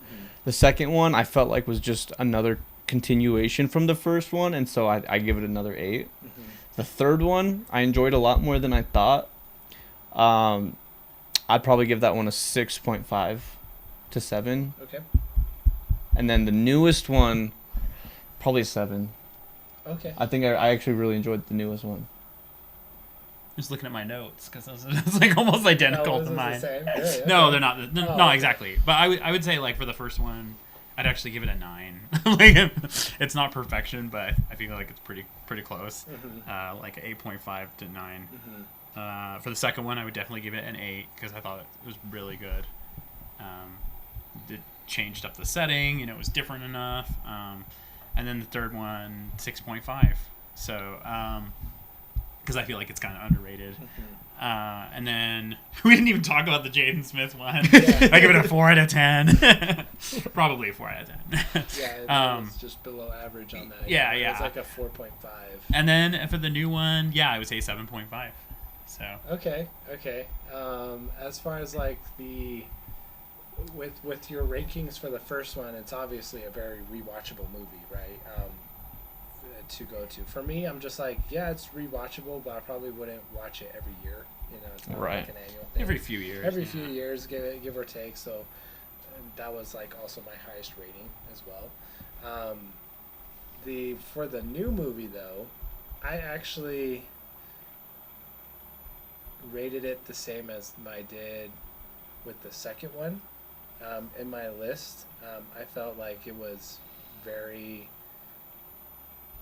they did such a good job with the adaptation and making it more modern and kind of sticking to the themes and just the original tone. And that's the thing, is like most directors with like live adaptations, like they don't keep the tone. Disney, right? They don't keep the tone of the original, right? Where like Lilo and Stitch was like, it was so quirky and fun and just like more full of energy in the old animation, but this like new one was like, did you see it? It was just so dull. I haven't seen the new one. Man, they just like they dialed back, right, rather than like forward. Right. And then especially with like even like Aladdin with like the live action, right? Like Jafar wasn't even close to the Jafar, in the original. Yeah, they're kind of underwhelming. Like it feels like everything is less. Right. I don't even remember. Lion King was the same who way. Played Jafar in the live action, like, it wasn't memorable. Right? Yeah. So what were your ratings? For me, I rated it a 7, 6, and a 5. And I'm more strict, and I do like confess that I'm very strict with my ratings. The reason for this, like why I'm so strict, because it is like a teen movie. It's very cliche. You're obviously, if you're thinking about Godfather. it, right? It's not a. To me, I love tragedies. It's like you're gonna always have a happy ending no matter what, and like you know that's gonna come, and Daniel's going to like overcome anything. So in the end, to me, it's like very predictable, and that's why like I rated it a 7, 6, and a 5. Was it predictable because you watched it in the 21st century? Because like I used to think the same thing. I was like, oh, it's predictable and a lot of cliches. But wasn't it these movies in the early 80s that set the tone for these cliches, right? Yeah. So I give 80s movies like that some leeway when it comes to the cliches, because they usually are the ones that kind of started that. Right. And so I like tragedies as well. I do agree, as far as like it did set like, a precedence for like that sort of stuff, but that's 40 years ago. So like, so now you're just like, well, does it kind of resonate now with the audience? It's going to be a little bit more boring, for most people nowadays, so you kind of have to adjust that way. That's true. And there's a little bit more that kind of goes into it, right? And that's why I kind of like, with a lot of my reviews is that you're not thinking with just one-sided of like, did I enjoy it, but like more of just like, will the audience also enjoy it? Oh, gotcha, kind of thing, right? gotcha. So that's why my ratings are so strict. You're removing the nostalgia goggles. Yeah. And even though nostalgia is a big thing, and that's why I rank the newest one, right? Like almost the same, pretty close to like a 7, right? As the first one, because I feel like even without watching the original trilogy, like that would have been like a good standalone movie in itself. It could have been. So to me, I'm just like, man, that was such a good modern storytelling to it, and like you don't have to watch the original to appreciate it. Appreciate that. So I agree. Though it obviously it starts with like a recap of like the second movie and everything, so in the end I do think you do have to watch that. That's why I kind of give the first original one a little bit more of a bump, right, and the second one a higher bump, and it kind of just falls in between like the two of them. So though they are rated like both 7s, I would probably give like the original Karate Kid more of like a closer to like a 7.5, and then the new 2025 is like a lower 7, right, in a way. But both rated the same. So you said 7, 6, 5. So like the first one's 7, 6, 5, yeah. And the 7. And the new one is a 7 as well, because I do think it's recommended to watch. As far as if it's like theater worthy, that's also a thing that I rank. It's like theater worthy. Should you wait and see it on Blu-ray? I think you should just wait until you see it in streaming. I don't think it's necessarily made for the big screen. It was fun watching it on the big screen, but you'll have as much fun watching it with like friends that appreciate the Karate Kid franchise and stuff as well. Yeah, so, I can agree with that. It's not like a must-see on the big screen. Though I'm very surprised that it's not as hyped as it should be. I agree. Being that like the theaters like was empty. bare and empty on the opening night. Well, yeah, but wasn't that like the soft opening kind of? Yeah, as it was you the said? soft opening. Yeah, so we'll see how it goes. But yeah, like I was it'll be like, interesting man, there to should have see. been more like nostalgic crowd Right there, right? Of like for sure people wanting to kind of or invested in that franchise, right? Back in the day in the 80s and everything. So yeah, I'm kind of curious to why it's not getting the hype that it should, because it definitely was a great movie. Yeah, but I thought it was really good. Like I said, theatrical. I mean, it's a good experience to watch anything in theaters. Yeah. Just what's theatrical these days? Yeah. I feel like it was more of like a streaming type release. Right. Yeah, you can wait. Like it's nothing like you need to watch this now. Like, it's more just like watch it at your own time. Yeah. Whenever you feel like it. Whenever you feel like it. Yeah, hopefully soon. But don't wait forever. Yeah, don't wait forever. Exactly. Or you're just gonna miss it. Right. Because it is a fun movie. So. Though. That's my rating. I agree. I would say with Karate Kid 1 and 2 and 3, I would say if you have the time and the will, I'd say watch those before you do. Just it will hit different. The new one will still hit different if you have seen them or not. Like it can change that as well. And watch all of Cobra Kai. No, I'm just kidding. No. I'm kidding. You don't need to invest that kind of time. 6 seasons.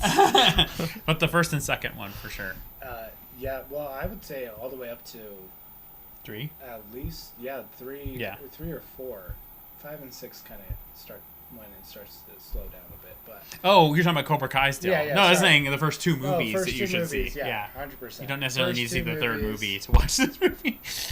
No, you don't need to watch the third one. In order to watch, if you want to watch Cobra Kai, you should probably watch the third one. Yes. Yeah, absolutely. But for this new one, maybe the first 2, and then you're good. Yeah. Agreed.